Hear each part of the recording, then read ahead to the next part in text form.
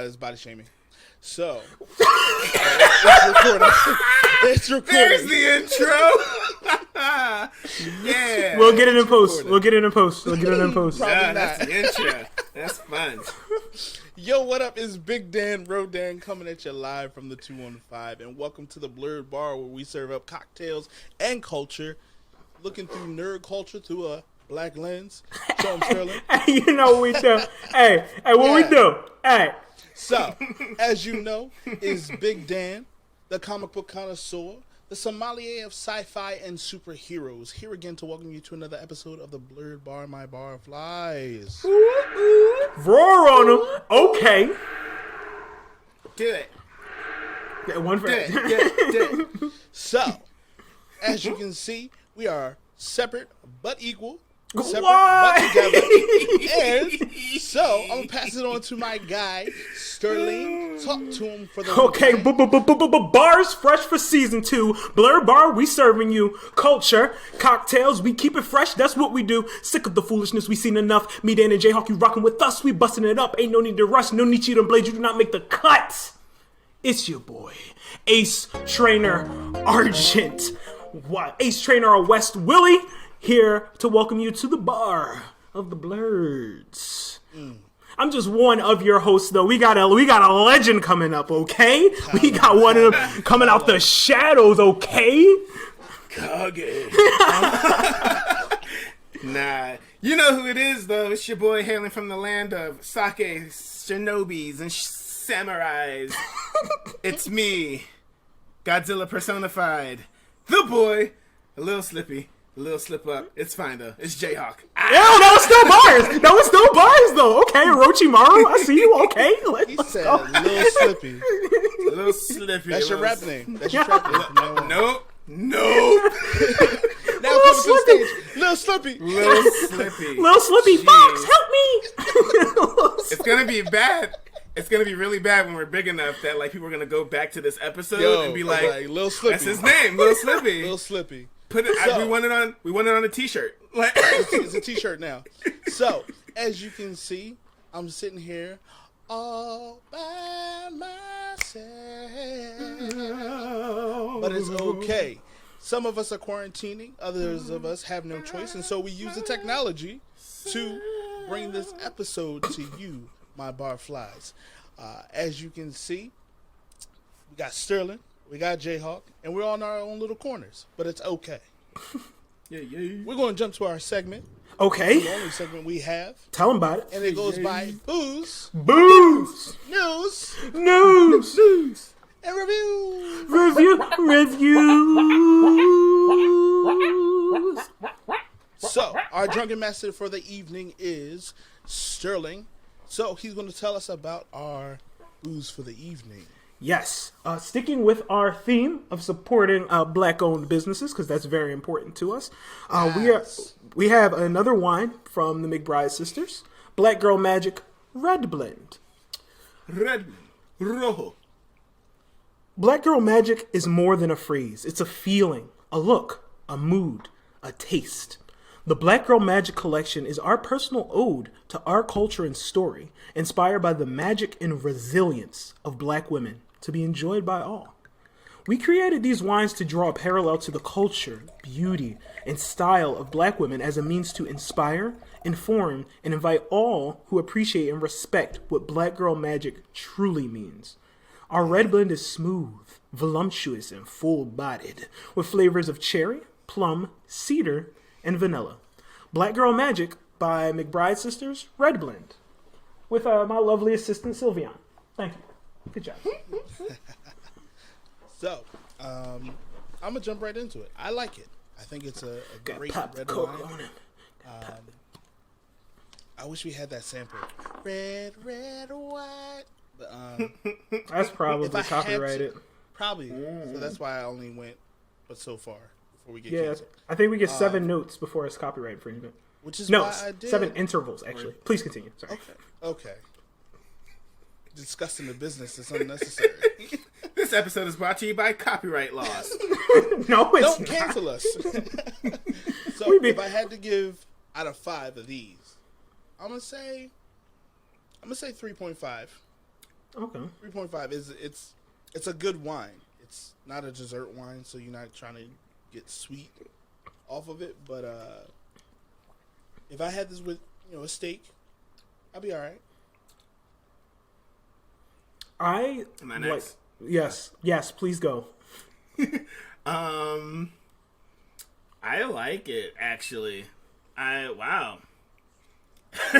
This is interesting, but I think it's growing on me.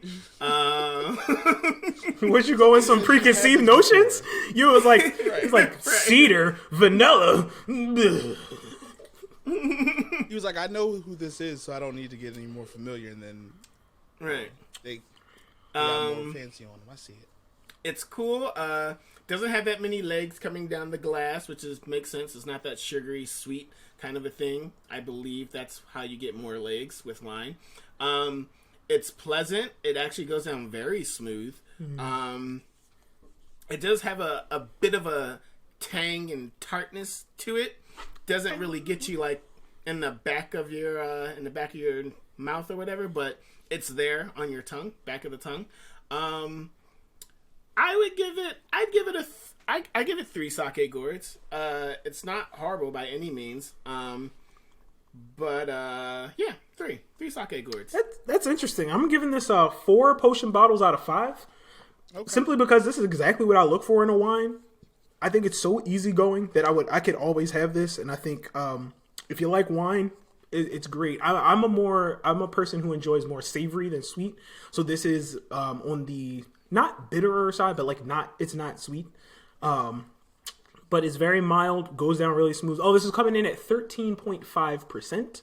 So, we're not going to get swifty or nothing, but, Shit, I got a whole bottle. I mean, we're sitting here with our own bottles, so we might get swifty. Get a little sippy. A little slippy, getting sippy, get sippy, and I like my eggs dippy, cut the crust off. You know what we doing. Blerd bars. No, blerd bars. I like it. Let's keep moving, because we can stay on a little slippy for a second. That is officially your nickname now. Like, Jayhawk is out the window. We're gonna get little slippy. We gotta get the sound of, like, slippy. Ah, they're on my tail. Whoa! Whoopsie. There we go. But anyway, the booze is normally followed by news. So, let's see. Moomin Rider for the episode. Little Slippy. You cannot escape it. I really hate that. I really do. It's too late now. I know. You opened this door. It's like, I would do the same thing if either of you did this. I just hate to be like, here, now. You don't want to be that guy. And you're that guy for the episode. Never. The episode. All right, so. It's about faux life, Nick. Faux life. It's like, hey, kids, it's great to see you. Never tell you why we call your dad a little slippy. Shut up, Uncle Lil Slippy. We know why they call you Lil Slippy. Oh, God. I swear this is only 13.5%. I swear. And we've only just started drinking. So news. First and foremost, I think like a week ago, Sterling had a lot of paper. And also... Shut up, little Slippy. Anything you say is now diffused. You have nothing. You have no power here. You have no power here. Oh, God. All right. So, let's get back on the ball. Right, a week ago, I would say, One Piece manga hit like 480 million copies worldwide.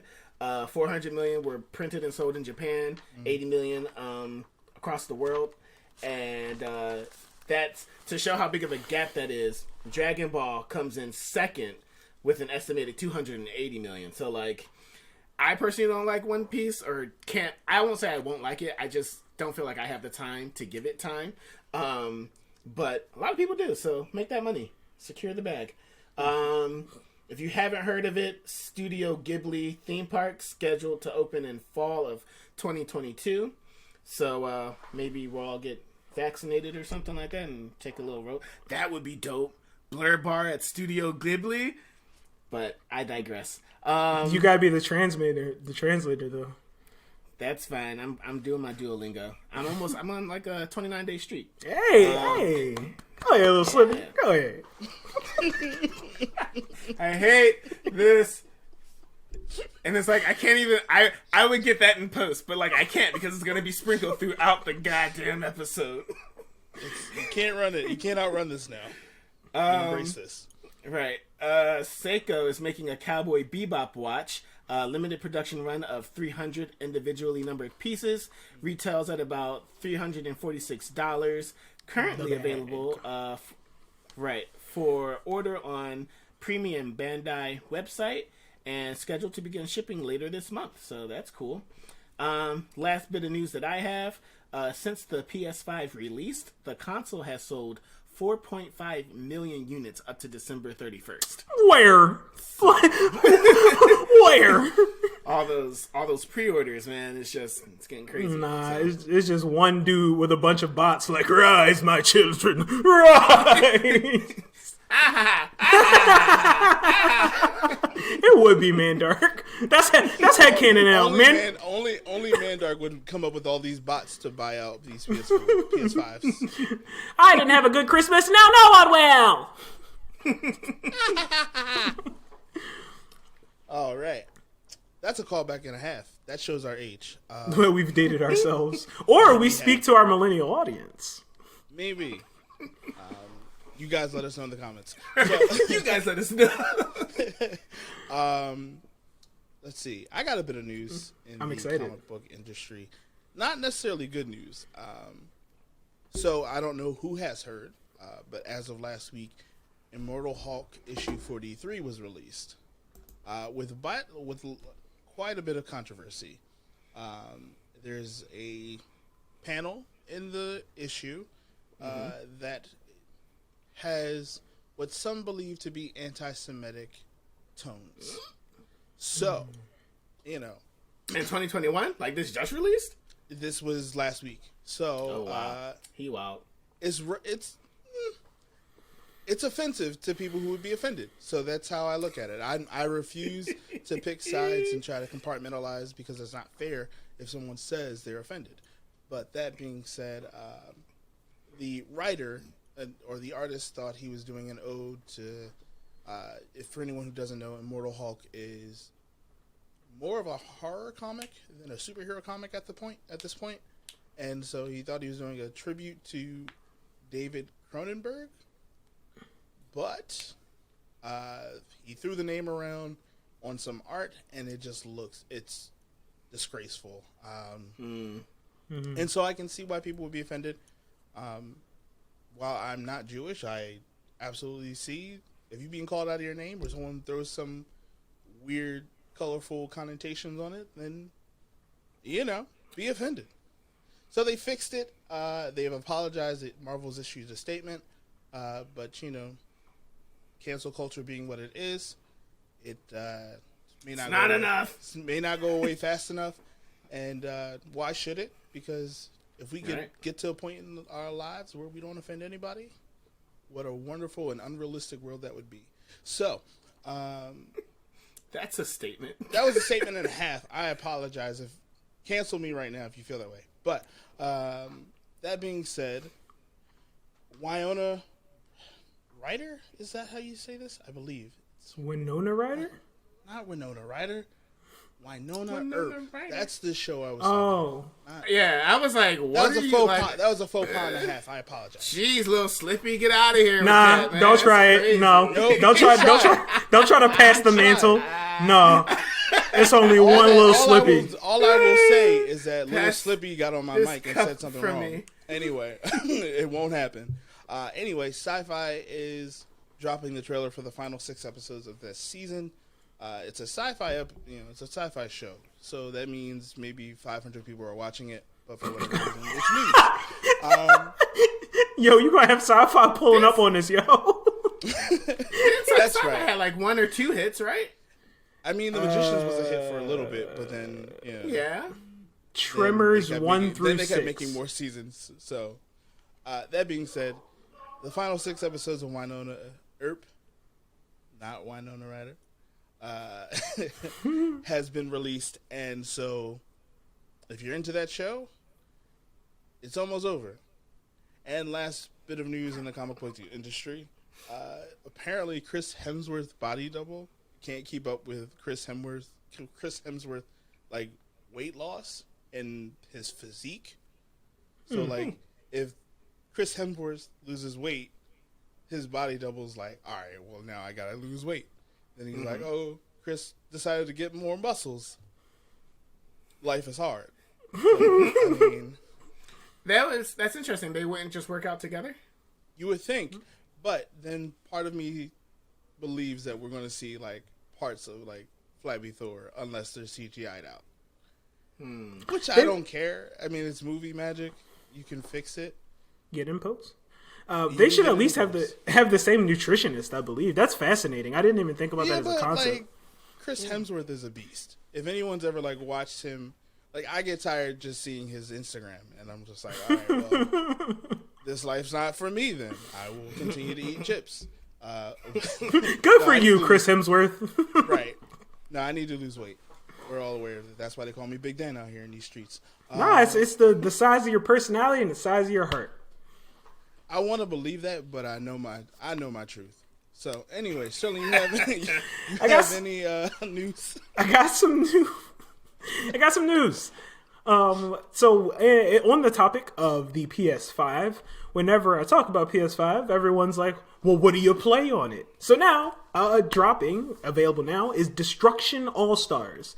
It's kind of like Rocket League meets Twisted Metal meets Titanfall. Because, like, you drive these cars, but you're jumping out of cars to try to get better cars. And really, it's just extreme bumper cars. But it's free to play for PlayStation Plus members this month. We have a rare happening of Nintendo kind of having a sale. It's not really a sale. The following titles, if you purchase them through the month of February, the gold coins that you get on the eShop that, like, kind of discount your price in the checkout, you get double gold coins. It's like, 2 more extra bucks at a pharmacy that shall not be named. Dan, it's a sale, okay? It's cash. Nope. We put this on the list of things that nobody asked for. What? Okay, so no. Here we got Paper Mario, Origami King, Mario Kart 8, Super Smash Ultimate, Mario Odyssey, Breath of the Wild, and New Super Mario Bros. Deluxe. So these are, mainstay Nintendo titles. And games that they already have. No, not everybody. Some people just getting Switches, for Easter, I think. Or Valentine's Day, people get Switches for Valentine's Day. It's February, but you said Easter, so. Easter's? All right. Look, Easter be happening. And finally, but I'm a little slippy. Though. Oh, all right. Say less. I know when Easter is. I know when the full moon is. Finally, we have our first giveaway for Pokemon this year. Toxtricity, the poison electric type. You have to go to GameStop in person for some reason and scan a QR code in a specific app, and then they will inject it into the game. It's currently being discussed if they're going to do something else, because there's literally, if they're giving out a QR code, you can please stay in the house. Please stay in the house. Please wash your hands. Get them stonks if you want them. Yeah. And that's all I got. That's all the news that I have from the gaming world. Okay. So we're going to jump over to some reviews. It's Black History Month, so thought we review some culture, I guess, for the culture, movies and stuff like that. So I rewatched Soul just because I was like, it's Black History Month. I think they attempted to. I don't even know how to say this. They put DiGiorno pizza in a Little Caesars box and then called it quality pizza. is how I feel about Soul. Soul? Here's how I feel, and I'm gonna break it down really quick. I'm not gonna go into on this too long. I'm gonna add Jamie Foxx. I need to know how he feel. That's fine, but here's what happened. Based on trailers, they promised us a movie that was gonna be deep and rich in black culture. They showed you the barbershop scene. You saw the city. Jazz is, the main character's love. And then, for about 60% of the movie, I'd say, the body of the black man is played by by a white woman, while the black guy is put into the body of a cat. And I'm like, so Princess and the Frog. Part 2. We can't be Strike for the future. Apparently, black folks can't be black in Disney movies. Well, no, because wasn't the princess black though? She was a frog She was. for She was a 60% of frog. the movie. Not 60%. Hers was more like 80. And what she was just hopping around. Exactly. Yeah. What bothered me more about Princess and the Frog is that she had all these these aspirations of owning her own business, being a staple in the community, and they reduced her down to a frog. All right. So you think Soul would have been a little bit more cautious about it? So Jamie Foxx, his character went from being, a school teacher teaching jazz to then being a soul, which doesn't have a gender or a race, and is just, an existential being. I can identify with that. Being a cat, and then maybe getting back in his body in time at the end. And you were just like, okay. Maybe. We don't know. You gotta watch it to find out. I mean, I'm trying to be spoiler free, but at the same time, like, I don't really care. It just seemed like it felt like somebody went to a urban area in New York and was like, I'm not going to stay here long, so what can y'all tell me? And I'll put it in the movie.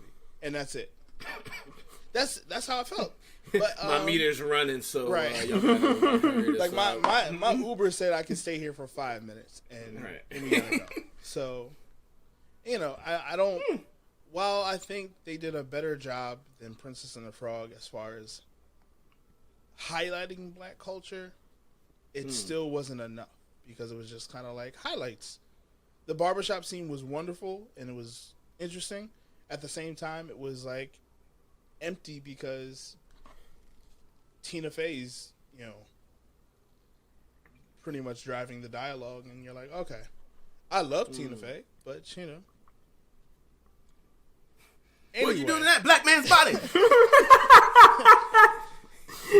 Wait a minute. I just think it speaks more to like the fetishization of being a black person. Ooh, was it Pixar? Was it Get Out Pixar edition? Was it? You know what? Ooh, I like that. It was Disney's version of Get Out. So anyway, that's right. Tell him I said it. That's a harsh critique. That's funny. I meant it as a joke. He means it for real. Yeah, that's perfect. I will never work in this industry ever again. I'll just let y'all know right now. I will never get hired. What would you give it? How many beer mugs would you give it? Beer mugs, I would say 2.5. Ooh. So wait, it's not a must watch? It's a solid Disney movie, solid Pixar Disney movie. Like you're gonna get all the laughs. I really like. I found myself laughing for the jokes that were being told. Like they made jokes about the Knicks, like as a basketball team. I thought you were gonna say something else. I was like, whoa! We just took a left. John Baptiste did an amazing job with being the musical director, and his music is wonderful, and so I thought that was great, and the voice acting was great, but as an overall package, it was too short. They alluded to things that you really felt like no connection to, and as a black person, I just felt like I felt cheated. I was glad that I saw this on Disney Plus because I already had the subscription, versus going to spend $15 in a movie theater and then be like, I was robbed.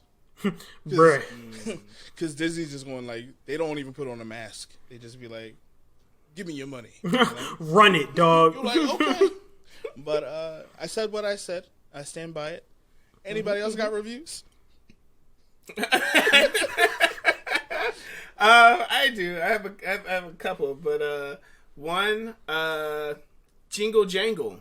I would actually definitely recommend going to see that. I'm not going to see that. It's on Netflix. Yes. So Jingle Jangle, that was really enjoyable. It was really fun. The songs were really fun. It is a kids movie, but it's a very much enjoyable kids movie. I will say I would watch Jingle Jangle before I watch Soul. So It's okay. What? It's okay to not watch Soul. Whoa. Why was Josh about to draw the katana? He was like, I don't know. Easy there, little Slippy. It's not funny anymore. No. If it's not funny, why I'm laughing? Right. You can't take your basketball and go home. You stuck. You can't just turn off the SNES either. You can't just turn it. No, Jingle Jangle is a lot of fun. It's a lot of great songs. Everybody in it is very great. Yeah, it's all around a good thing. How many sake gourds did I give it? I want to give it a solid 4. I don't want to give it a 5 because that has to be special. I can't think of any reason of not to give it a 5. I'll say this. It's been like a couple weeks since I've watched it. But I do remember enjoying it a lot. So I would give it definitely a solid 4 with like a Is phantom it because 5. it's a holiday movie? Maybe. That's fair. Maybe. Then it makes it seasonal. Like you're not going to turn it on in July. Yeah. I mean, if your kid really likes it, you're not gonna turn it on. I'm not. No, I would not. I watched it once. I'm good. I'm okay. I would not. Rating is I would give it a 4 out of 5. That's fine. I would give it a 4. It's that's a solid good score. That's a good score. That's very good for you, man. That's very good. I'm surprised. Anime I just watched, Onyx Equinox. Hey, which episode are they on now? Which episode are they on? They're on 12. They're nice. The season's over. Okay, cool. Yeah, I watched it. It deals with Aztec stuff. Going into it, because of the animation and like the fight sequences, I thought it was a kids show. It's not. Not at all. Not in the slightest. No, okay, they come out the gate with it, yo. First episode. It was very. Yeah, it was something where I was like, oh, like this is cool. I could watch this with the kid, and then like something happened. I was like, wait, did they say? And then like they say it again. I was like, oh no. This language is not no, baby, what did you do? Yeah, it was wild. I would give Onyx Equinox I'd give it a 3 sake gourds, just because the action sequences weren't as great as the animation itself was. The writing, like the dialogue was like, nah, you guys could have done better. But in my mind, I don't know, it was just like, nah, I wasn't So all in all, Onyx Equinox gets like a 3. It's not horrible, but I watched it and I don't need to watch it again. And I actually, now that I'm thinking about it, because I'm wondering if I would actually recommend to watch it, I don't know. So that might make it like a 2.5. 2. Ooh. Right. Yeah. Because I don't know who they're gearing it towards, because the writing is so crap, but they have cussing in it. So try it if you want, but I give it probably a 2. I was worried it was going to drop to 1.7. I'm like, no, please stop talking about it. Just stop talking about it. Your score has went down like incrementally. Like, as time, as you keep talking about it, you're just like, I might give it a 1. Yeah. Actually, no, we're at -1. It owes me gourds now. I give it 2. I give it a 2. The Little Things with Denzel Washington, Rami Malek, and spoiler Jared free Leto. because I'm going to watch it this weekend. Yeah, no, that's fine. What is Rami Malek? Is he Egyptian? Yes. Okay. I was like, that's a really random thing to have like in my head. I feel like you need to phrase that better in the future, Little Slippy. Okay. What? Where does he hail from? That's fine. That's a little bit better. You said, what is he? I hope a person. Sure. Yes. We don't want Rami Malek running up on the bar. Rami Malek is all. I feel like he's a vampire personified. If he shows up behind you, nothing personal, kid. Nope. So, The Little Things, spoiler free. Not your average crime thriller. I would love to hear Dan's predictions on it before he watches it, and then hear what happens like afterwards. I think that'd be very interesting. We'll get to that at the end of the episode, but I haven't read the plot, so I don't know. Gotcha. Denzel was Denzel. He's kind of like Tom. He's like chocolate Tom Hanks, right? He's like, he could go into any role, doing like he's gonna be Denzel. He's not gonna suck at the role that you give him, right? Denzel was Denzel. Leto was Leto, but like Leto was like he's in this creepy stage. I don't know if it's because of what he did with the Joker, but like I heard he was toned down in this. That's what I really heard. Versus how he was on set for Suicide Squad. Denzel. Okay, says, then yes. Yeah, Denzel says that he was like he reduced that to a degree. That's I can see that. I also had trouble with saying like Leto was Leto because the only other time that I've seen Leto was in Suicide Squad. So you haven't even watched like Dallas Buyers Club? Nah. Yeah. So like take that with a grain of salt. Leto was Leto as far as Suicide Squad is. He was still creepy, but yeah, maybe not as creepy as much. Rami continues to show us he has range. He can be Queen, right? Was it Queen? Beatles? Who was it? It was Queen, but he was... Wait, no. In Yesterday? He was Freddie Prince. He was Freddie Mercury. Freddie Mercury. Not Freddie Prince. Freddie Mercury. Freddie Mercury.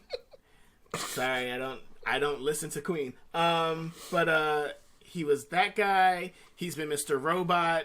I think he's been in a couple of other things, but like the man has range, and I think quarantine only slowed him down. Like I feel like he could do big things with showing how much dimension he has. The Little Things, I would give it a solid 3.5 sake gourds. Okay. I do think it's like that's not a bad score. Yeah, I think it's a solid movie. And I think you can give it it gives it a little extra flair to get that 0.5. So yeah, there's that. That's all I mean, I saw Project Power, and all I'm gonna say about Project Power. Oh wait, because you guys saw it too, right? Is it time? Is it time? We can do it. We can do it. So, real quick though. Real quick. Real quick. All right, real quick. Fast Color was good, but it wasn't. It was like a pilot episode. Watch it if you want. Just know that it's becoming a TV series. Yeah. It's supposed to be coming a TV series. I don't think it got a lot of acclaim because it came out the same time as Avengers Endgame. So of course you're gonna lose. Ooh. Yeah, that just didn't help you. Jinkies. Project Power, I think, is what Raising Dion could be. And I don't know if you want to get into Raising Dion, but I think Project Power... Let's not get into Raising Dion. Okay. Project Power was... I was intrigued into the story a lot more. And it was kind of the same thing, but more adult. Okay. And that's why I'm like, okay, Raising Dion, if you want to grow with your audience, Project Power is something that you should probably have in your mind as you move forward. But I enjoyed Project Power, actually. Sterling, I'm gonna let you go first before I go in on this one. Oh, So wait, man. how many sake goes? How many? Josh? Yeah. How many sake girls? I'd give it a 3. Okay, you're giving the baseline. Sterling, you're next. Go ahead. Okay, Project Power was, I think it was a very cool take on superpowers. I don't think we've really seen something like that before without giving like too much spoilers. It's not your average, like, you know, oh snap, I got superpowers and then you rock from there. I think the driving character was absolutely awesome. The main character, I'm not gonna say little girl because she was like, I'm sure she's an adult, but She's 30. yeah, she older than me, yo. The main character. The main character. The daughter? Yeah, no, the girl. I can't even remember her name. The I'm about to main look it up. Actress I'm about to look it up. for Project Power, who was pretending to, or acting to be in high school. She's in her 30s. Wow. I did not know that. Yeah, that's like powerful, that, dog. So we good. That's true. We could all be in high school right now. It's very true. That's true. I mean, on our way out of high school, but you know. Still Oh, all I need to do is cut my facial hair. I'll look 16 all the time. Dominique Fishback Yes. or Fishbach. I don't know if it looks like a CK. But yeah. Yep, also going to be in Judas and the Black Messiah. That'll be cool. Ooh, I need to see that. We'll review that next week. Yes, we will. But tell us what you. Oh yeah, I thought it was a really cool take. I thought it's very fascinating to see like the concept of like, oh, I'm a mentor to you, but kind of like hard lessons. Like, I'm gonna speak to you really, really mean, but it's because I want you to do well. I'm like, I don't know if I support this because that's what happened to me, and I ain't have a good time. Punch you in the chest to help you to breathe. Or like, oh, I'm hungry, slap you in the head. Oh, you ain't hungry now, you got a headache. You ain't thinking about you ain't hungry no more. That didn't happen to me. But overall, the movie, I think the pacing was good. The investment was good. Joseph Gordon-Levitt was there. And Was there. he was in fact there. And I give it 3.5. 3.5 potion bottles. 3 of these boys. And Shout out to Casey Neistat. Yeah, but the way he like explained it, the way Sterling kind of broke it down, almost felt like you were going to give it a harsher score. But it's my turn. And as you can see, I'm leaning to the red side. don't do it. I woke up and chose violence. So, the only thing original about Project Power was the premise, as far as like the plot device of the powers. Everything else was tropes. Yes.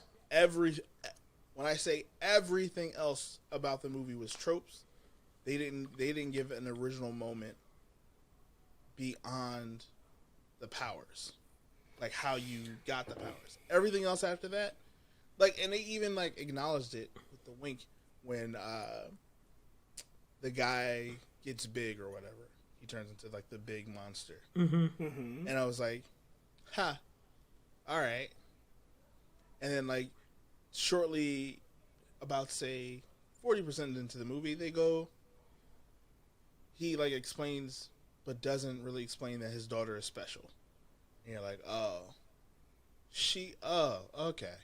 All right. So I can jump to the end of this movie and see the ending where you give me this big budget explosion, which is what I was anticipating seeing. I'm being facetious. But I was about to say, I'm not understanding what you're saying about that. Like, his daughter was special. Like, his daughter got snatched.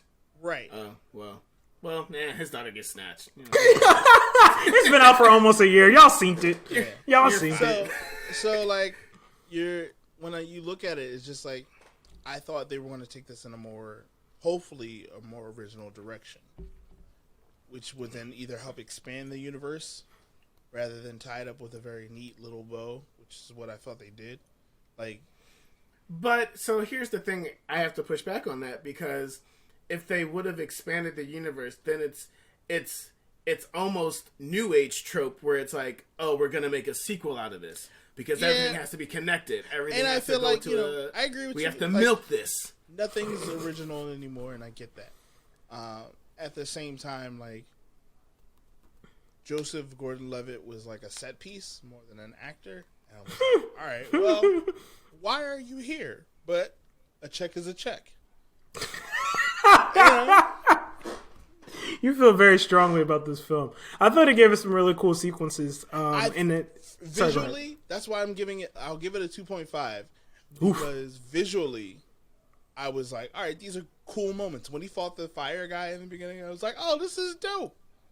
And then there was a lot of the, like you said, hard lessons. I'm gonna be mean to you, but you gonna learn how to run these streets. And But that wasn't it. That wasn't the lesson. the lesson was the power of love, like every movie. It really was. But that's how I feel. You're entitled to your feelings. I think they did a good job, and I'm gonna end with this because I know we got to get going. But I feel like they did a good job of wrapping up that story, yet leaving so much room for it. They can make another story in any direction. No, like I said, like they tied off that story. That's what I'm saying. As far as the universe part is concerned, they can still do a whole bunch of stuff with this because it's a drug circulating now throughout the country and all this stuff. Wow. It's been a year. If they haven't watched it, they're not watching it. Honestly, I think it would be really cool if Project Power, Raising Dion, and Fast Color were all in the same universe. That'd be too much. That'd be way too much. I think it would be very interesting because, and like, they could be in the same universe, but at different times.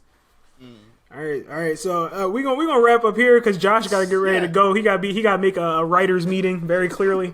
Seeing he's the next Russo brothers by himself. I'm gonna do these pitches and y'all gonna accept them. This has been approved by Little Slippy. I knew it was coming. I was like, I should get ahead of it and just say something. But I was like, nah, I trust in my co-hosts to not let me down. We won't let you down, trust me. And they're sure enough. So, there you were. we've reached to the featured content of this episode, which Ooh, is... what we talking about? And I'm going to give you a $5 word. Intersectionality of blackness and nerddom. The intersectionality of blackness and nerddom. And what does that mean? Pretty much it's going to be our origin stories. As you can see, we are called the Blerd Bar because we are black nerds. And currently one of us is sitting at a bar. So, and we drink the booze. So, and we got news and reviews. We already been through that, man. I was excited. You need to go sit in the corner with a Little Slippy. So for news, I have like. So that being said, it's really going to be our origin stories, but at the same time, like how we learn to navigate and get to the title of Blerd, right? Because we all were born black, but then at some point in our life's journey, we were kind of like, I'm gonna be a nerd. And then, then we were like, wait, Blerd is a thing. And, somebody already coined the phrase and it's trademarked, but we all sit under that banner. And, so I'm not going to go first because why would I do that? And Josh is going to go first. Okay, Josh is going first. Let's go. Voluntold. Voluntold. Jayhawk. Guided. That was pretty on point. Wow, did you guys call before? Nope. That's natural synergy, baby. That's natural synergy. We just here. No, so to start off, for those who don't know, for the barflies who don't know, I was actually born in Japan. So, being born in Japan. Nani? Somebody been practicing that soundboard. This man got mastery. This man say, "I ain't gonna catch me." I'm not being no Little Slippy no time soon.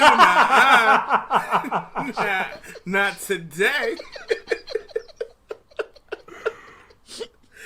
Oh gosh. Oh, there it is. Chug-a-lug, chug-a-lug.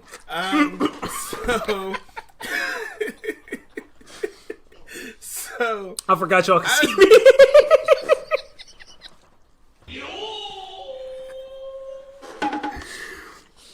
So I was living in Japan, and learning that I wanted to learn everything about it because I knew nobody else who was born in Japan. So I was like, oh, I'm gonna learn about this. And learning about it, I started learning Japanese, learned about anime and stuff like that. And then my cousin introduced me to 3 animes, Ninja Scroll, Evangelion, and Fatal Fury. What, bro? How old were you? So you're just like I was too young. Like 8 or 10. Like No. 10 at the most, but it is definitely probably younger. Oh no. Unacceptable. Oh my goodness. You had no business. I'm still too young to watch Ninja Scroll, man. So that happened. And like after that I was like, oh, anime is like where it's at. That's what like I'm gonna watch. And it didn't take long to know that not many other people were watching anime, right? It wasn't like in like the Saturday morning lineup if you exclude Pokemon and Digimon and all that stuff. It just wasn't really a thing. So I knew off the bat that was off of the beaten path. And then moving on into, I guess, what? Because that's all the way up from middle school to like high school. Mm-hmm. Moving on to high school, I was a theater kid, so I knew to hide like the anime stuff and the Japanese stuff. Like that was like, you know, small doses here and there, but like nobody was gonna get like a Naruto reference, or the other person who would get a Naruto reference, I need to be like yoked with him because then that's extra attention that I don't need because he's like a real nerd. So hold on. We're gonna temper that problematic language, okay? Well, no, and like to that point, it was very like.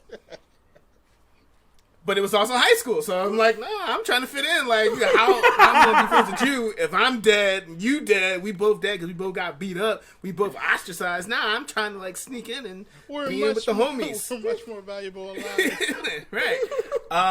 So like, nah, they gonna tease you, and I'm gonna be like, well.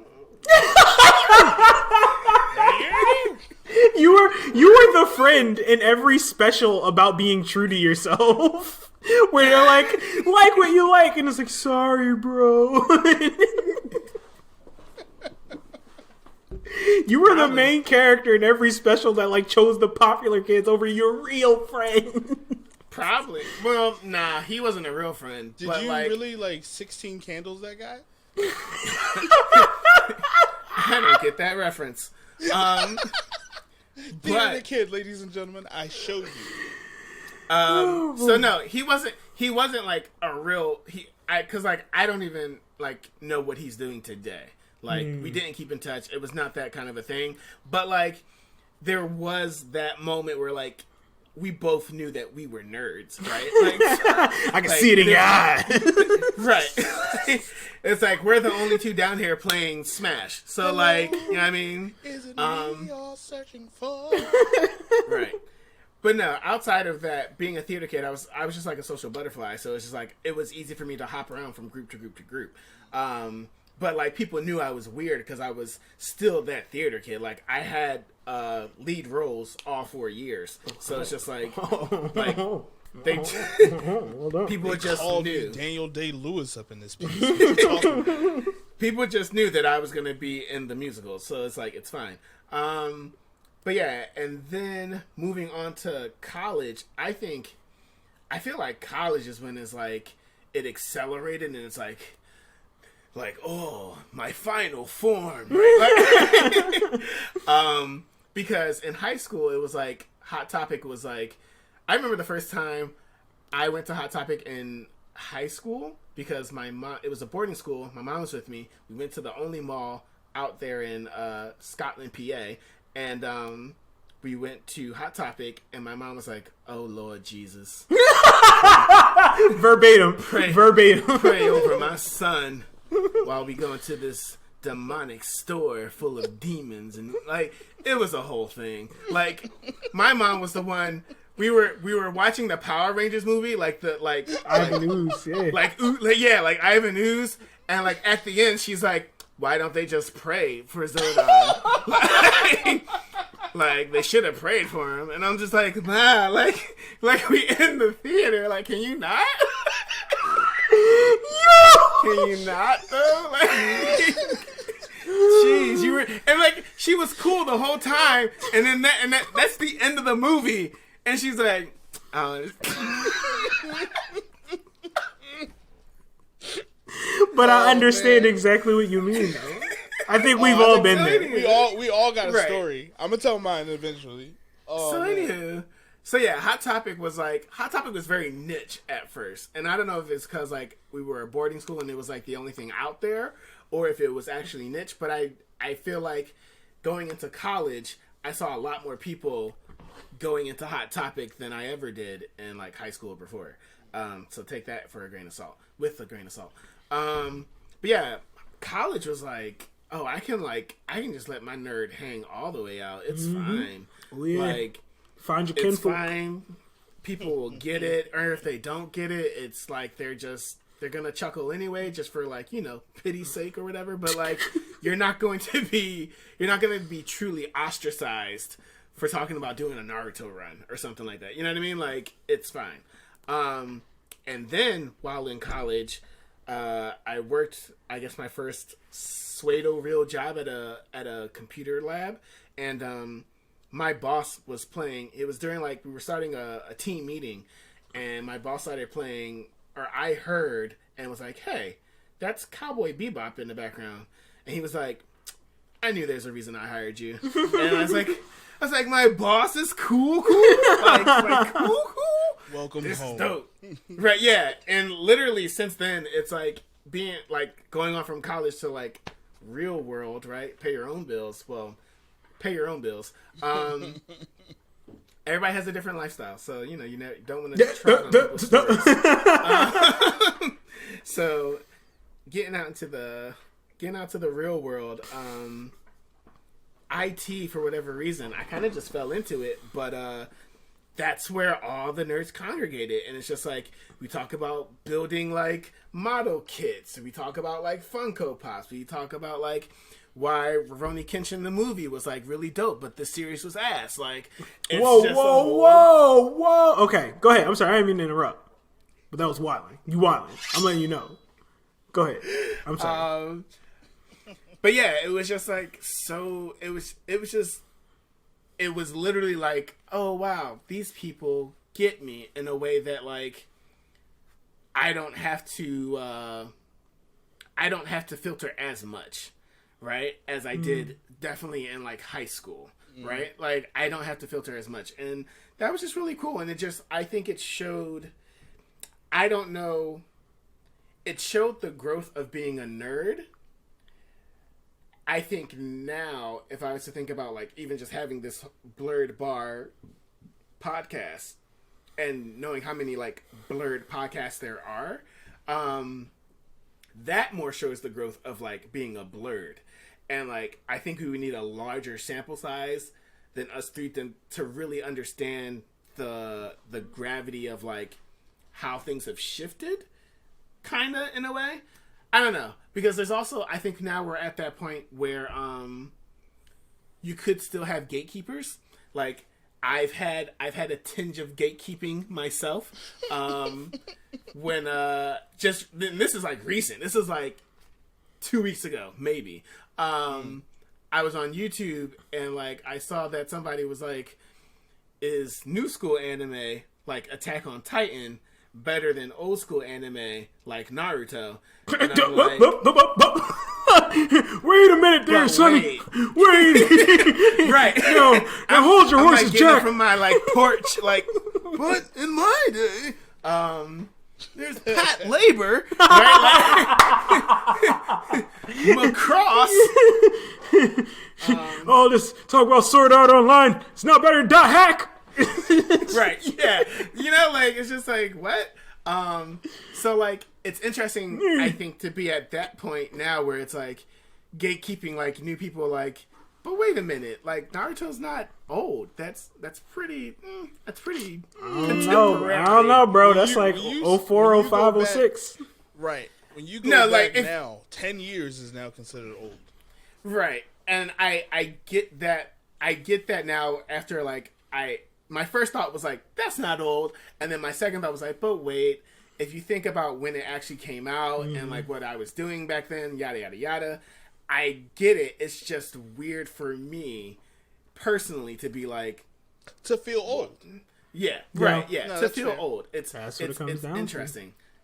So yeah, I think the journey of being a Blerd, I mean, if we're at that stage now where it's like you have like, you know, the old guard and we have to learn to accept the new guard, the new age and all this CGI crap. Like it's Okay. Okay. All right. All right. Thank All right. you. Jayhawk got feelings. I'm Jayhawk. just saying Godzilla Planet should have See, been I was hand-drawn. no. I was hoping we would get to the point where we were like, when did you realize you were Batman? Now you starting to sound like the Dark Knight Returns, like a little bit, like a little Batman Beyond Bruce Wayne. Right. I was thinking that. I was like, You mad at Terry for doing things his own way? Don't do that. and it's like I don't want to be that way, but I like what I like. Yeah, I like what I like, and I don't get CGI. It's all. But go ahead. I think that's my story, and that's my. And I'm sticking to it. I feel like, Slippy out.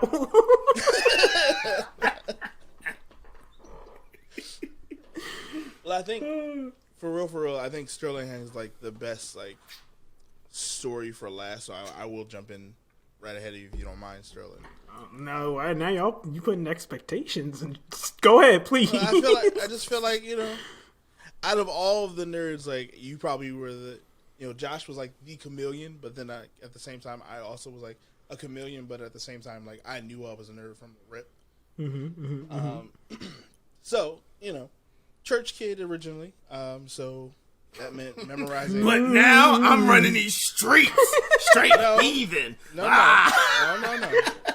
My pastor, right? I take the trash out on Tuesday. I don't care. Well, I mean, if your trash goes out on Tuesday. All right, so my trash goes out on Tuesday, but whatever. no, but like originally, like that was just like the life, right? Like Sunday through Sunday was church. So, I think around like 6 or 7, I started watching like the Spider-Mans, the animated Spider-Man, Batman animated series, and so like the normal kid stuff on top of like Power Rangers, this that, and the third. Like, didn't miss an episode. 4:00 after school, like Fox 29 was on, Fox Kids was on, and that was life. Like I felt like I was that one with the universe. Deep cut. Remember when WB Kids had a frog for their mascot? Yeah. Yes. You saying Fox 29 Kids? I was like, ha, WB Kids. Frog. WB Kids was another thing too. That was a bop. And you know, so we did all that, and then Pokemon came out when I was like 7, and so we didn't miss an episode. At least for the first. Ash still hadn't won a league. Bro, he won a league. He didn't win a league till like a year ago, bro. Yeah, Like I said, that's kind of where I stopped. Like Giovanni was like the villain of villains for me at the time. Bro, he's still the. Okay, go ahead. Sorry. I don't watch it now. You don't put that on me. That being said, Nah, that's why I'm here. okay. What was it? The Pokemon movie came out in 1999, right? Mm-hmm. Okay. Yeah. So short story, we're sitting in the movie theater. Since I was into it, my brother was into it, and so because me and my brother were into it, then everybody else in the house was into it. So we're in the movie theater, and it's the scene where clone Pikachu is beating up OG Pikachu. Mm-hmm. I'm like weeping. Everyone else in the movie theater is weeping. Stop. No, like when I tell you everybody else in the movie that is crying, my mom gonna go, what is going on? She was like, all these people in here crying for a little yellow mouse. I was like, Mom, don't do this right now. Yo, can I please tack on? I don't mean to interrupt, but my story, when we were watching Pokemon, what got me was when Ash turned to stone. And I started crying. And then my mom turned to me and was like, are you crying? Just like that. So, hold on. I'm going to talk on too. Because I thought what you were going to say is what my mom did. Because this was another time Ash turned to stone. And Pikachu's like crying. And like she's like, should have prayed a bit. No, let me tell you how savage my mom was. Like, Mom! We're in the car and she going, Pika! Pika! And she's like, and all y'all was in there crying. Pika! I'm like, Mom, that's cold. Like, I could not wrap my mind around the fact that my mom was just so savage about this. Anyway. Oh, goodness. Skip to like 12 or 13, you know. Like I said, we were allowed to watch most of like the superhero stuff, but within reason, because church was still very much like them pocket monsters and I was about to go on another tangent. Yeah, we should definitely do a mom tangent one. We might just do a Mother's Day episode and then just go in on it. Yeah, I'm gonna bring my mom on. So, you know, like we weren't allowed to have like psychic cards, and we weren't allowed to have like any magic cards from the Pokemon. Oh, so of course anyway, not. It was just too much. They were like, if you're gonna do this, the fire breathing, you know, Charmander is the most you're gonna get. So that's as deep as you get. That's as deep as you go. Could you guys watch Pirates of Blackwater? To this day, I don't even know what that is. It's a deep cut, but when I say we were sheltered, we were sheltered. Like certain things, like I wouldn't say I snuck, but like I had to like Mummies Alive was even something that we couldn't have playing in the background. Oh, Dan, did you do the thing where you had the one channel on the flip on the back? Yeah. And Innovation at its finest. And then Recess would be popped right on as soon as I heard them footsteps. Anyway, but no, you know, then I jumped to comic books. Obviously, I told that story before. 13, 14, just reading like the old stuff, like the Glory Days Marvel, when Captain America was like incepted, and the Submariner and the first Human Torch, who's not Johnny Storm. That's me gatekeeping, but not really. It's mentorship. So then all of that kind of just spiraled into the fact that, like, from 5th grade to my senior year, I was homeschooled. So by default, I was already a weirdo. Like, if ever there is a crime documentary made about me, they will delve into those years and be like, and from 5th grade to high school, he was homeschooled. And then it'll be a black and white, like, inverted shot of my face as a kid. And, but anyway, that's how I feel about it. I don't know, my parents were not homeschooling me for the sense of just, like, sheltering me, but at the same time, they felt like the schools I was going to weren't giving me enough black education. So Black History Month wasn't just in February for me. Like, we would have these like little like flashcards and literally have to write reports about any of the Black history figures that were on those flashcards. Let me see. We got Lewis Latimer. We got Garrett Morgan. We got Jesse Owen. Right. Weird flex, bro. Right now, it's my story time. So I appreciate it, though. But, no, so then you jump forward even more after high school, I then finally get put into a social environment where it's no holds bar, and I have to, like, identify myself. Being homeschooled, it was just me and my brothers and sisters who didn't really care who I was because I'm, their We brother. know you. Right. We recognize your presence. So I get to college, and I was like, oh, okay. So there's the weirdos. Those are the jocks, but we don't actually have a sports team at this college because it's a community college. So what are they gonna do? And then they're like, those are the pretty girls. But once again, they're at community college, so yeah. And so you start breaking it down, and then Not like this. Not like this. I woke up and chose violence. So this way. Not like this. No, I found my place, and so like even the people who were like closeted nerds, like I was cool with them, and they were like jocks and like the popular kids, but they didn't want to be known as nerds. So I fit in with them. The public nerds, I kind of hung out with them, but at the same time, I was like, You chose your popular friends? I'm gonna say this as nice as I can. You chose your popular friends. There was this one cat who would have his laptop in the back of the class and do a lot of heavy breathing. And we thought it was anime he was watching. It was not. Not like this. No. Not like this. There's I'm not no going any way. further than that. I So refuse. he was sitting in the back of the class, and there was a lot of... and we were like, all right, what is this? What are you doing? He woke up and chose violence. So, He chose tentacles. That's what he chose.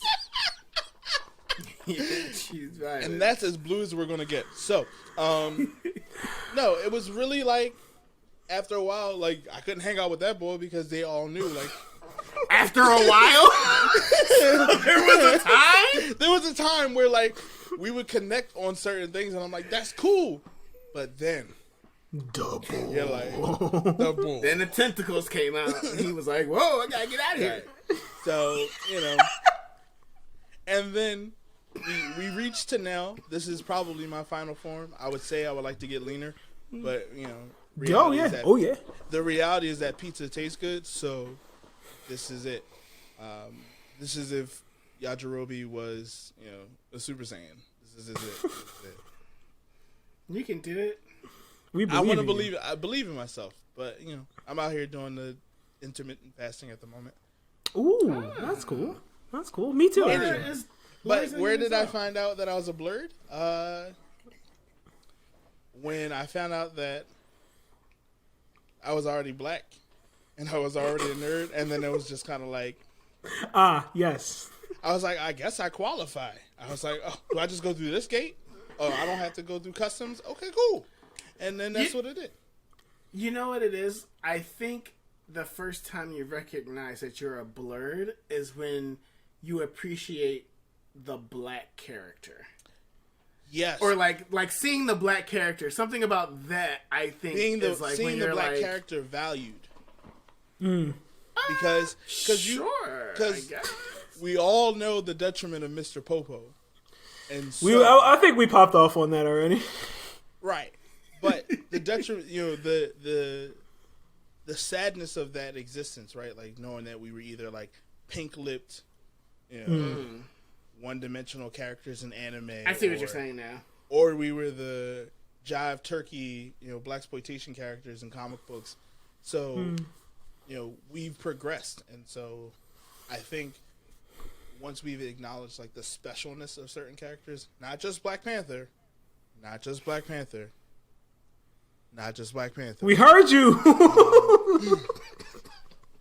I'm sorry. I had to get it out. What was I saying? Not just Black Panther. So, I'm sorry. I interrupted by saying I think that that you noticed that you're a Blerd when you notice the first black character. Like when you really start appreciating the blackness of where we are in nerd culture. And I mean, we'll jump into like the celebration of like the pioneers of black and nerddom, but I think it's very special to like when you realize your place, because Blerd is our word. It's not something that was given to us. It wasn't like somebody like they put us in a group and was like, you guys are the Blerds, kind of nerds, but not really.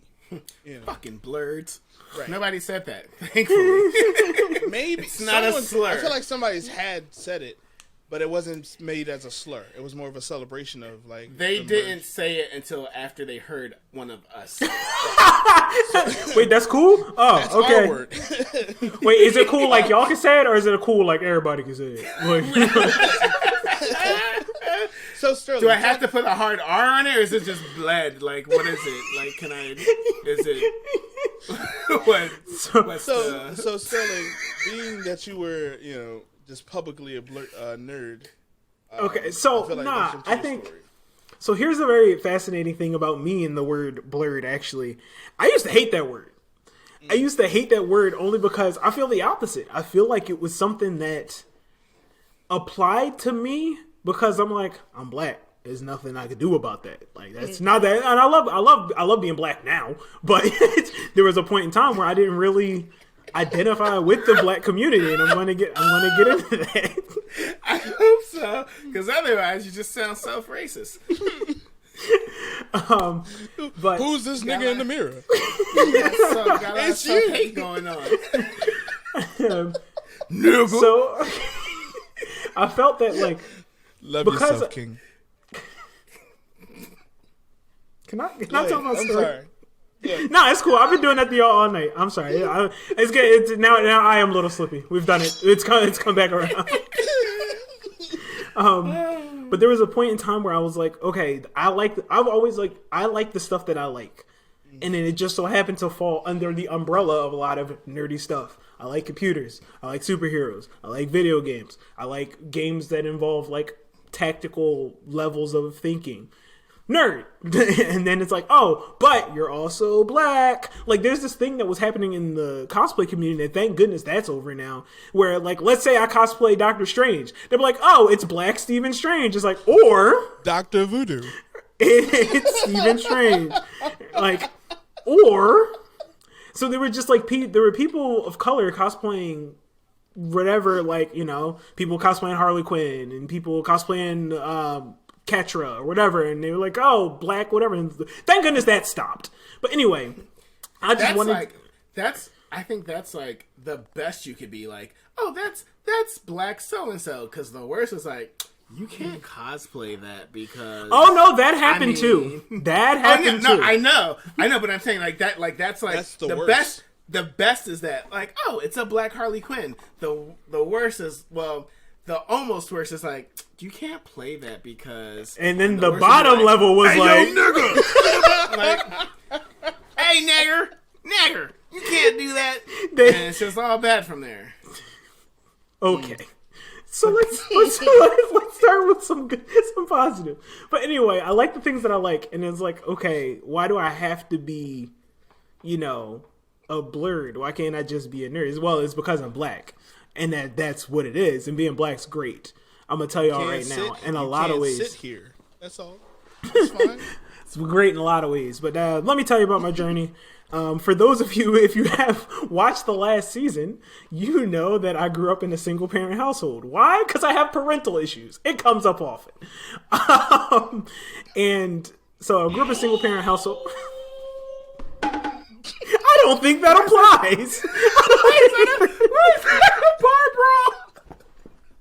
I don't think that applies, Daniel. It doesn't. No.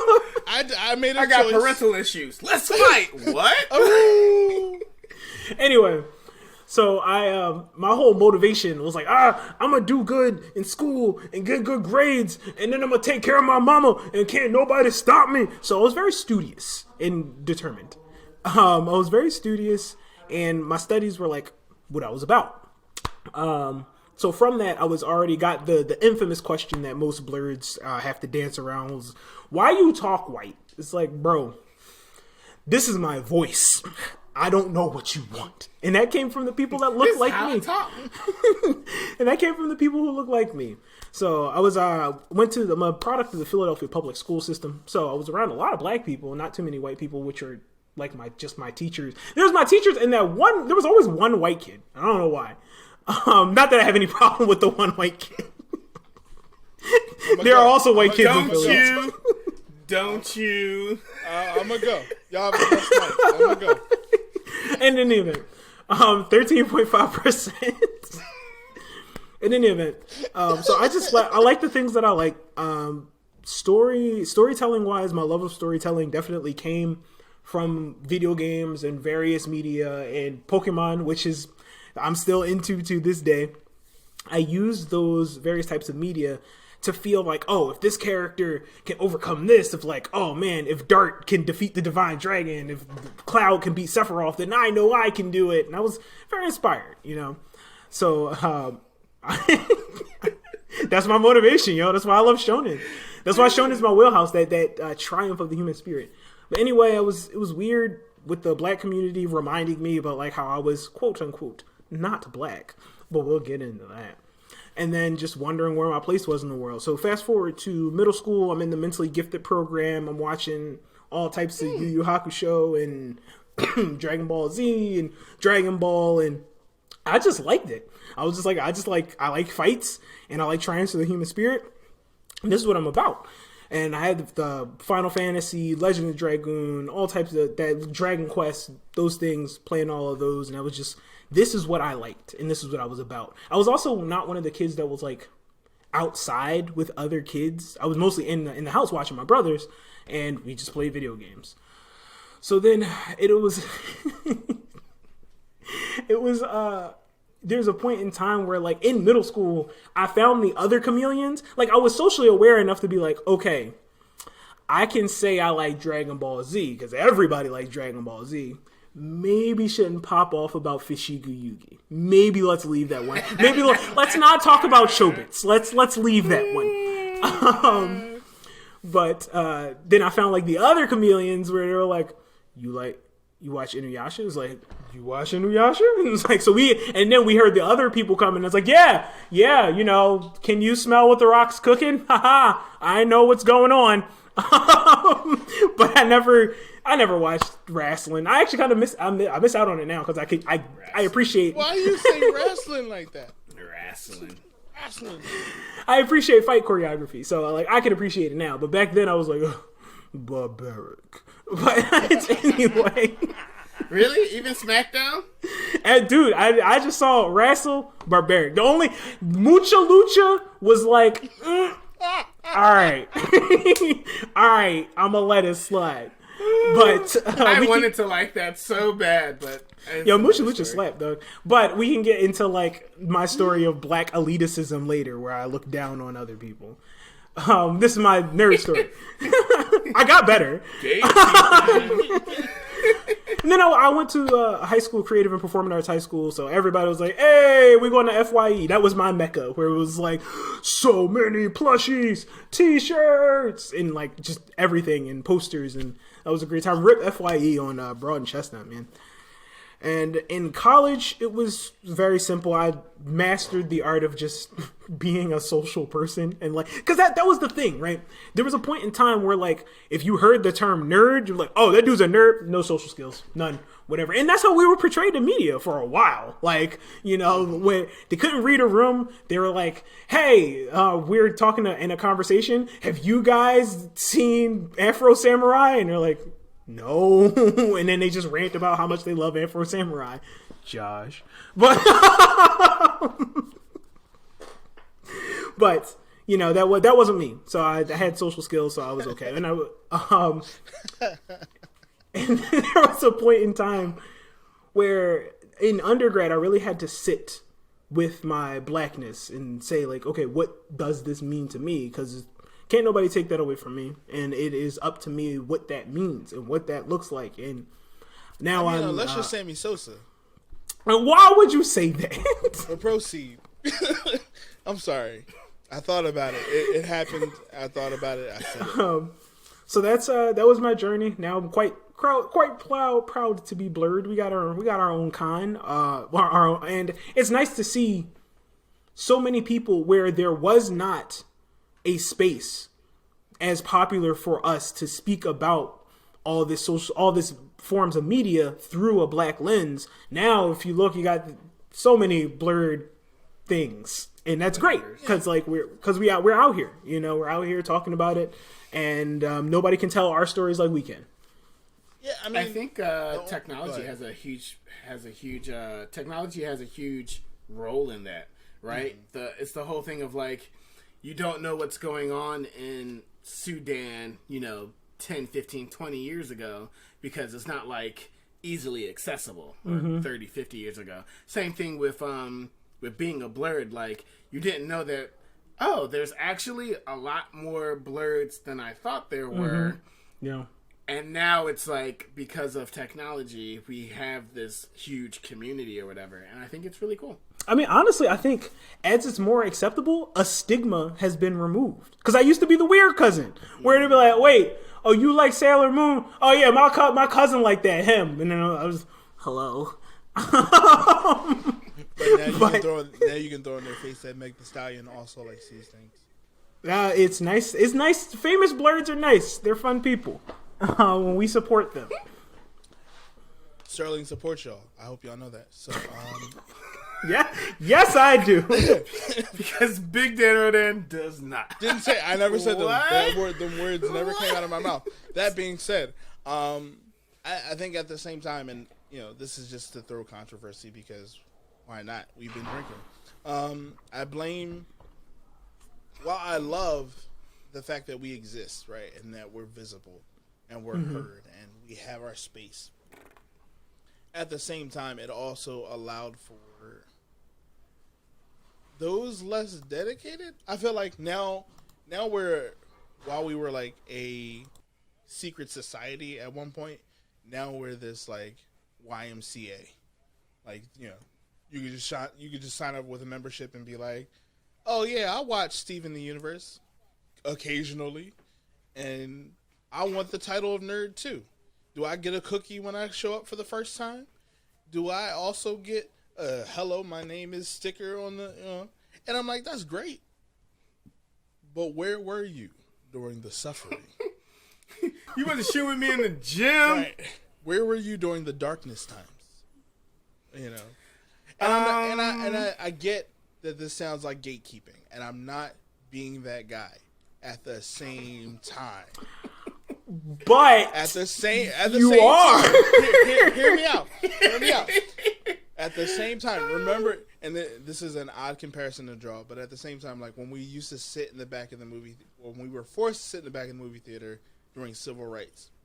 Now we optionally choose to sit in the back of a movie theater and be rowdy and with our cell phones, and when I say we, I say black people. I'm not saying me, because I don't do that. That bothers me. Wait. Listen to this equation. We minus me equals y'all.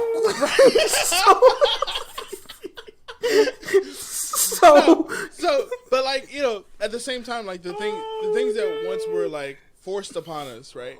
You now have these people who just like sneak into the back of the Blerd culture, and they're just like, they're not necessarily great people. Like, I'm being honest. Like, some people are just like, I'm being honest when I say, like, some people say I'm a Blerd, but then like you just want to be in it. let me tag in here real quick. Go ahead. Let me tag in, because it sounds like you woke up and chose the dark side. Nah, I'm trying to keep our videos monetized, okay? No, but like I really, to make my point, like I feel like the Big Bang Theory, right?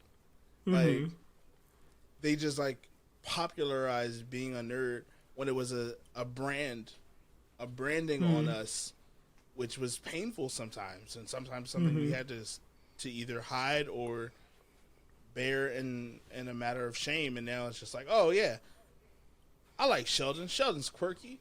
Sheldon's, and it's not something that you necessarily identify with, but you're just like, oh, okay, I could be a nerd too. And I'm happy for the next generation having to not suffer through that. But at the same time, there's people who we grew up with who were just like, I mean, I got my butt kicked for being a nerd. Like, I'm not even gonna hold you. Like, and I understand that sounds like me being bitter, but at the same time, like, I'm pretty sure if I saw that guy again, he'd probably be like, yo, have you been watching Attack on Titan lately? And I'd be like, hold up, Right. wait a minute. What is this? I'm like, do you not recall beating me? Like, beating me. And I'm like, now are you going to, people could say that they could blame me for not having self-defense skills, but at the same time, I was cultivating this Blerd culture that y'all so-called praise. So, Okay, all right. So let me.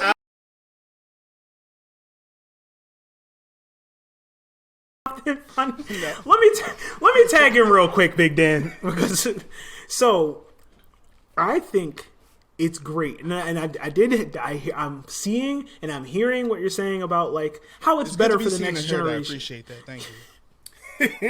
How it's better for the next generation that they don't have to go through the same things that we do, much like, not like our grandparents or great grandparents that we don't have to force to be sit in the back of the theater. Mm-hmm. So these things, I definitely understand that feeling of like, where was you at? Where was you at though when it was all going down? Where was you at when I was called very colorful names for like an anime? You weren't in the room where it happened? I was reading, I borrowed Ron Mahaf from the library, and they took it, and it was like, he's looking at books with titties, and I was like, no, you guys don't understand, it's a different art style from Japan.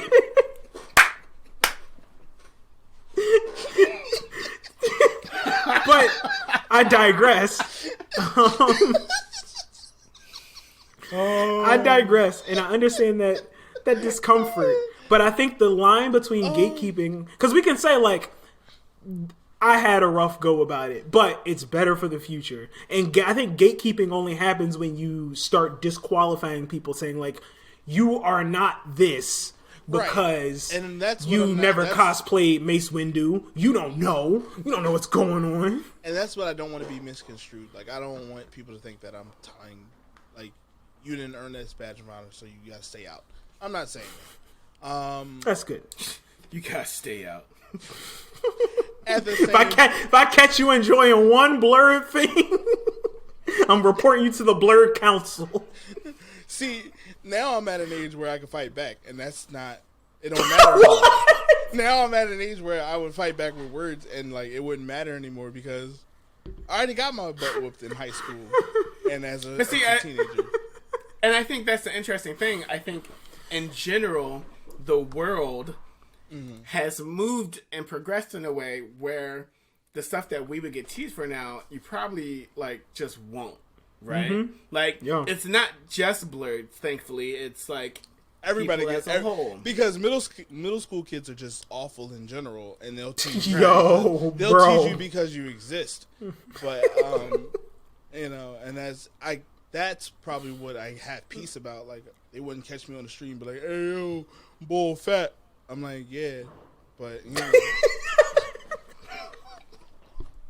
What else you got, man? Come on. No, but like, I'm going to be like, wait till you have your own disposable income and can order pizza whenever you want. Like, what do you want me to say? Like, this is I'm living the dream. Fired. Right, I'm living the dream. I'm living the stuff that you worried about when you got to ask your mom for permission to get a cheesesteak. What you mean out here? Anyway. Yeah, is it all out? Or I think I'm done. I think I'm gonna put down the mug. I'm done. I think I'm done for the night. This went to a dark place. This is the darkest timeline, as I always say. And I mean, I think go ahead. No. Go ahead. Say what you're gonna say. No. I think one day we'll always and we'll probably constantly have this discussion because it's a part of blackness. As far as like the black card, and eventually we can always dive into it. But I think we've upgraded or we've evolved from that to kind of like a black passport, because some people just go through different gates. Like there's certain people who, as far as blackness is concerned, it's not just one thing that is a requirement for being black. There's not certain movies you have to watch to be black anymore. You sure? Are you positive? Can you promise me this? Because I haven't watched a lot. No, I have not. I've not seen Love and Basketball. You're not missing anything. But at the same time, Josh has probably not watched The Wiz. Like, Whoa, I've watched The Wiz. That's rude. That was that I take offense. So I think it's just I think the concept of you must have X, Y, and Z to do black. But you can't to be black. Right. But you can't disqualify blackness, right? Because at the end of the day, and I think Shout we really out to learned Black Girl Magic Red Blend. Right. Like we learned this very much in 2020. Like you can't disqualify being black because there's almost nothing that separates you from the other side of it. Like the life and death of it all. There's nothing that disqualifies you from being black. Like you could be the cop's not gonna say. The cop's not gonna say. Oh, you watch Ranma? All right. Well, let me see that blackboard, sir. May I see your blackboard? I shoot you in the foot. You know. Like they're not gonna just arrest me instead of kill me because I watched The Wire. Like, you know, it's they might actually shoot you because they'll probably shoot me because I watched The Wire. Here come Omar. Right. You know, but at the end of the day, like, you know, the beauty of it all is that I think we've gotten to a point now where you can't be disqualified for being black.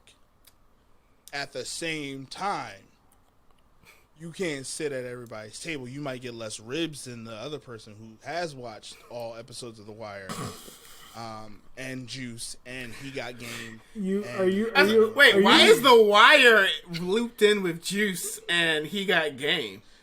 It's a good show. Don't get me wrong, Barflies. I'm not saying it's not good. It's a good show. But is it we can have that conversation off air, but that's or we can have that conversation on another episode. But I think it's very important to like bring this all like full circle, right? Like it's beautiful, one, that we're black. Yes. It's beautiful that you're white if you're listening to this. For the one person in where are they? Singapore? It's beautiful white. That you Asian. So, you know, or you may or may not. Like it's all beautiful, but at the same time, you know, nothing disqualifies you from the fact that you exist, right? And so That was a great bounty moment of cleaning that up. I cleaned that up. But at the same time, you know, this episode is not sponsored by at the same time, like your trauma shouldn't define you. As you can see, I kind of let some of that out, and it kind of like exposed my Sith side a little bit. But yeah, we've reached the end of the episode. I think, right? I think we've reached the end of the episode. Last call. No more alcohol for anybody. Last call. Nah, for man, alcohol. I still got a little bit left. It makes for colorful discussion to go through a whole bottle of this, but Lord knows we gotta get up in the morning. What I'm gonna say for the XP that you've gotten for this episode, since I'm the main character, right, for this episode, I'm gonna say you have been provided, if based on your characteristics, been provided a black port is what we're calling it. Black port. It's only for black people though. Looking at you, Dolazol. Y'all have a blessed night. You don't get one. Y'all have a blessed night, and not a one. Look for us next week because we're dropping another episode, and that's enough. We'll see you later at the Blerd Bar, where we serve up cocktails and culture. Peace. Good night, everyone. Get out, Dolazol. You gotta stop.